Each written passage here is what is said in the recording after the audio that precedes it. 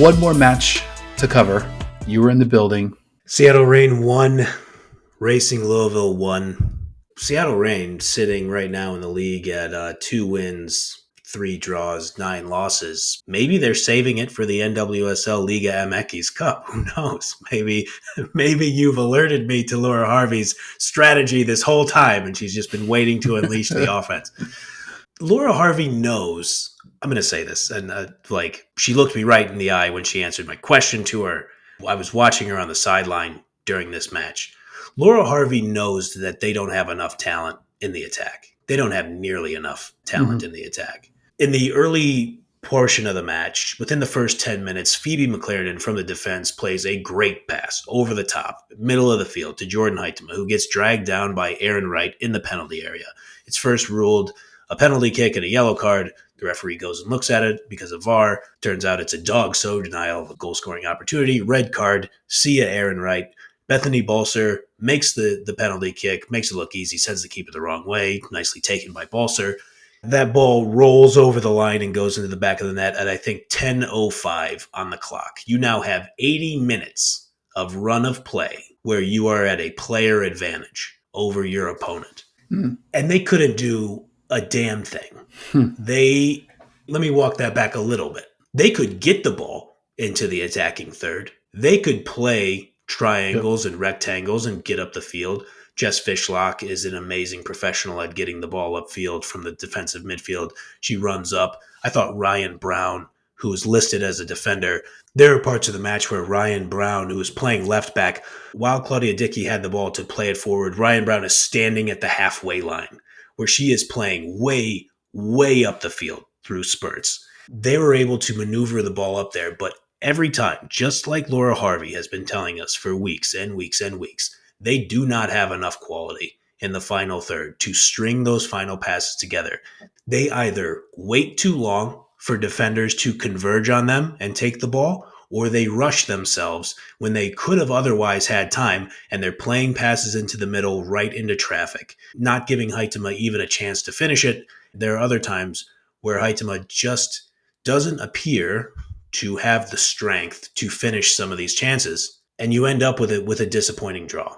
Yeah, you'd been on kind of like the Huitema going down a little easy, track, and I think you just kind of see it. Reminds me a lot of San Diego. Like they're able to kind of work the ball forward, and then it's almost like there's nobody up there, even though they're playing like either they're marked or their positioning's off, or when they get it, to your point, the decision making's not really on point. Found some tough stats for Seattle.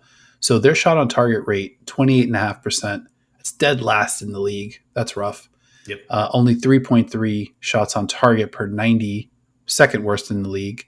And it's taken the Reign 12.7 shots to get a goal. That's also tied for second worst. 12.7 shots, that's rough when you only average 11.8 per 90. So that's going to make it tricky. A little bit of a silver lining here. The Reign leading the league in aerial duels won. All right. So for anyone who needed firm confirmation that stat doesn't matter or doesn't necessarily correlate to winning, here you have it.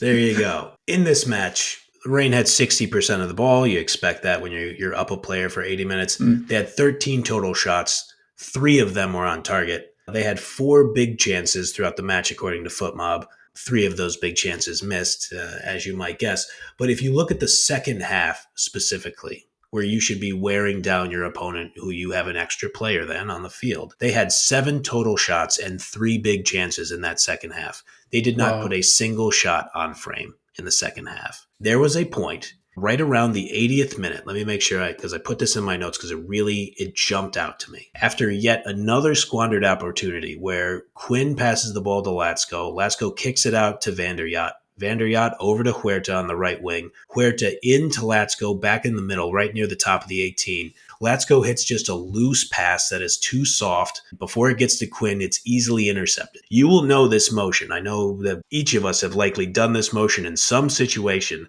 at least a few times in our lives.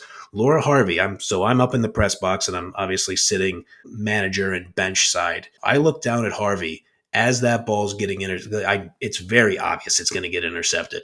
I look down at Harvey, who is standing there, and she does that jump where you jump and do a complete 180 because you cannot bear to look at what you're looking at. She jumps and she does a thing where as she jumps, it's just like I slam my fist down onto nothing, exclaiming something. I could not read her lips and I could not hear her from where I was in the press box. But the frustration was so palpable throughout that match as they just, this pass is too soft. This pass is too much. This first touch is too heavy.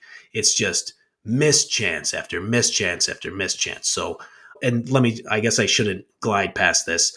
Set piece, end of the match, 90 plus whatever. The Reign give up this free kick, and let me just give credit to Louisville's keeper, Katie Lund, who I've seen from the Louisville matches that we have watched. I think is a pretty good keeper out there. The foul is committed just past the halfway line. Katie Lund runs up, spots the ball about 5 yards beyond where the foul took place. The referee goes, no, waves it off, walks back, draws the little line with the magic spray, and makes Lund place the ball, turns around, and then like an Acme cartoon or like a Looney Tunes. World Wrestling. Totally WWF style. As soon as the ref turns around, Katie Lund just throws it like 3 extra yards. The crowd boos. The ref is completely unaware of what's happening. I'm not saying those.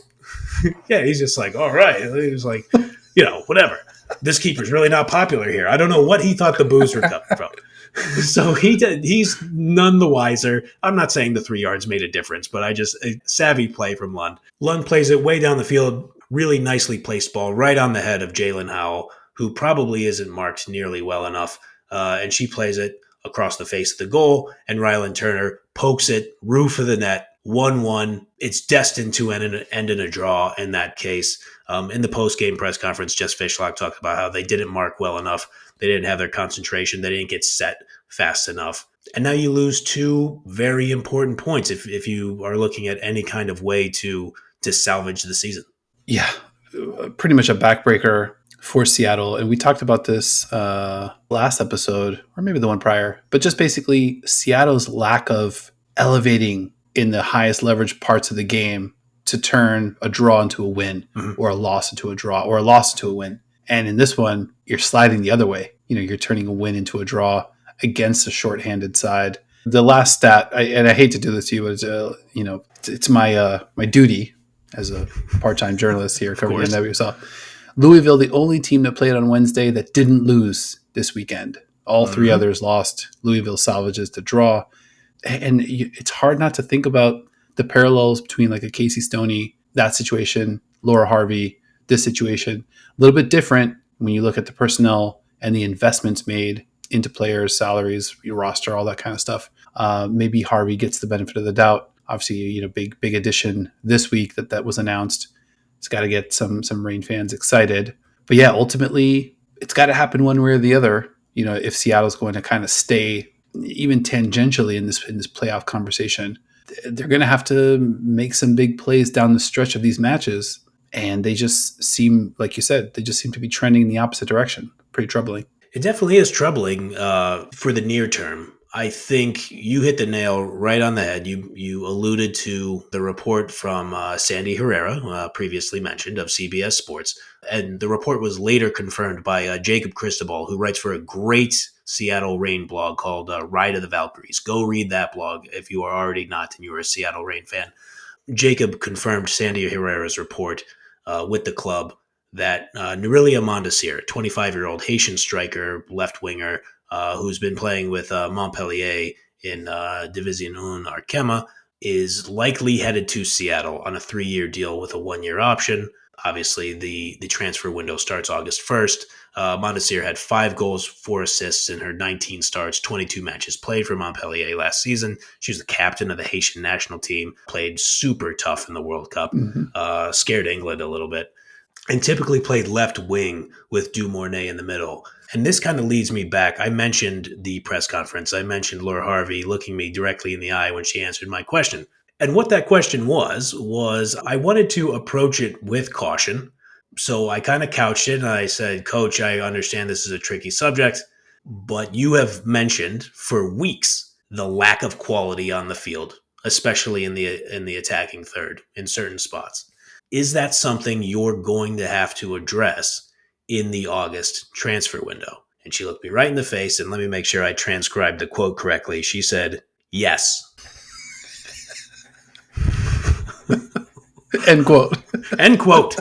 And the thing about that is in the NWSL, you are allowed a maximum of 26 players on your roster. On the roster sheet for the Seattle Reign Football Club, there are 27 players on there. Now, Bluani is on loan to Madrid over in Liga F. So they are at the full complement of 26 players on the roster. So when the manager looks me in the face and plainly says, yes, we need to address this in the transfer window, that would lead me to believe that some players' contracts may be up for sale. I think that is very, very safe to say. And I just want to throw, and now this part I do not have direct reporting on. I will say one of the other journalists in the post-game press conference asked Laura Harvey, what specific positions would you target?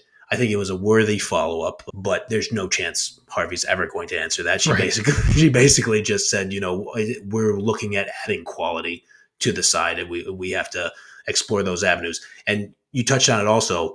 She mentioned the close of the sale being a factor. Right. So let me just say, one of my pet peeves is in any kind of sports media or sports fandom where you basically have, I'm gonna throw the Lakers under the bus here, and not because this one hits home in any kind of way, but I love hearing these things of, well, yeah, the Lakers, they could get Darius Garland from the Cavaliers. They could give him D'Angelo Russell and a draft pick and whatever other fucking bum they have on their roster. And there you go, Darius Garland. And I'm like, okay, so if I'm the Cavaliers, I'm going to give you a known good player for your trash. So the reason what I'm saying, sorry for that mini side quest there, but what I don't want to do is then say, okay, well, the Reign, they're going to sell some players who don't play. What I think is going to happen, if you want to add real quality to this roster, I think you're going to have to look at players like Phoebe McLaren, who's played well.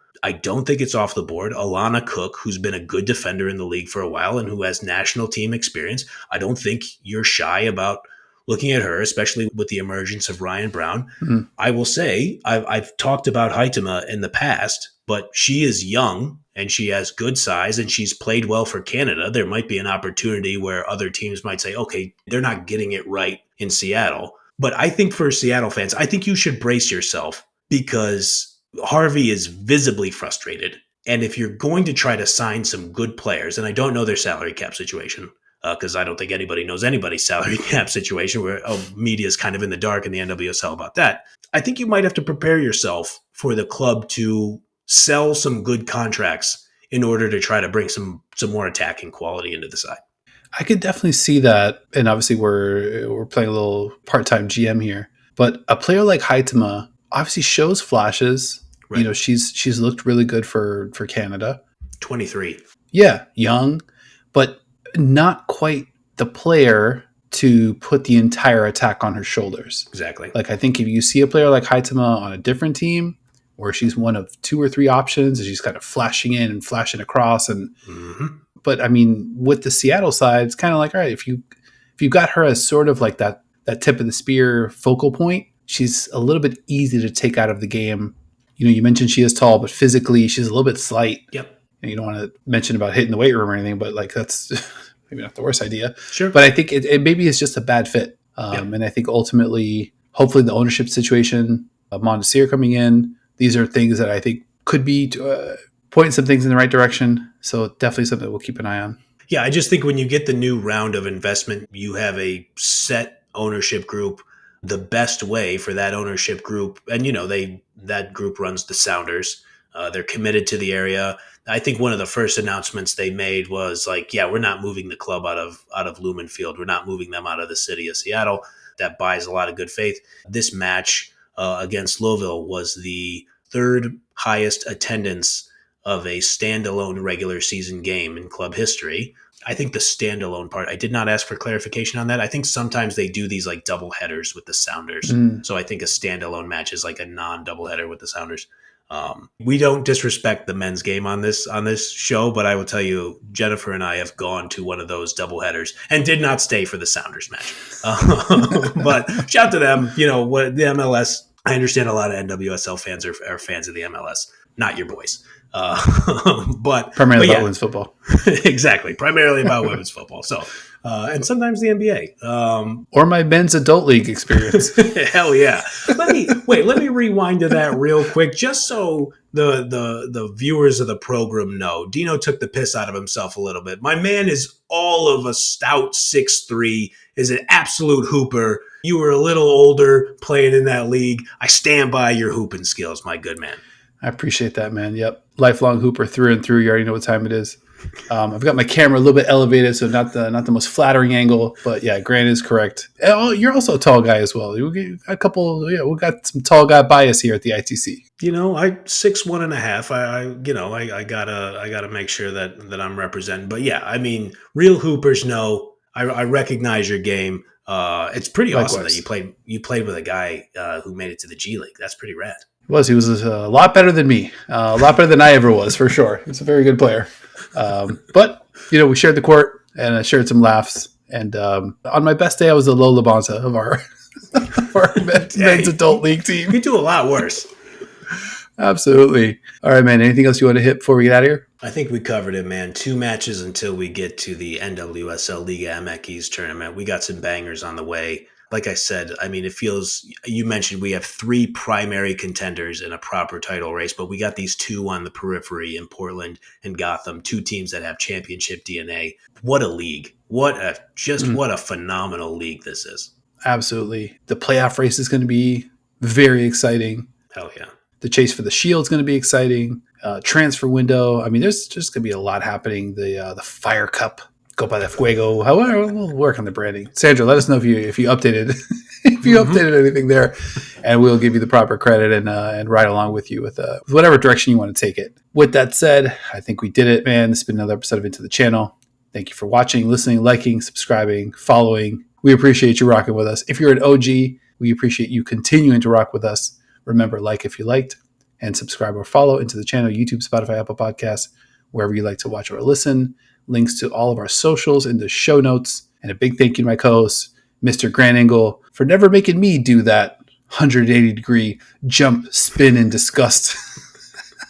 It's all smooth sailing here at the ITC, man. I appreciate you. We got an offense humming here, buddy. The chemistry, maybe we're a Chewinga Bia Zanerato, maybe it's a Julie Doyle, maybe it's a Marta Barbara Bonda situation. Hard to throw out Marta. She's like the greatest of all time, but we're trending that way. Young Marta could be the title of the podcast.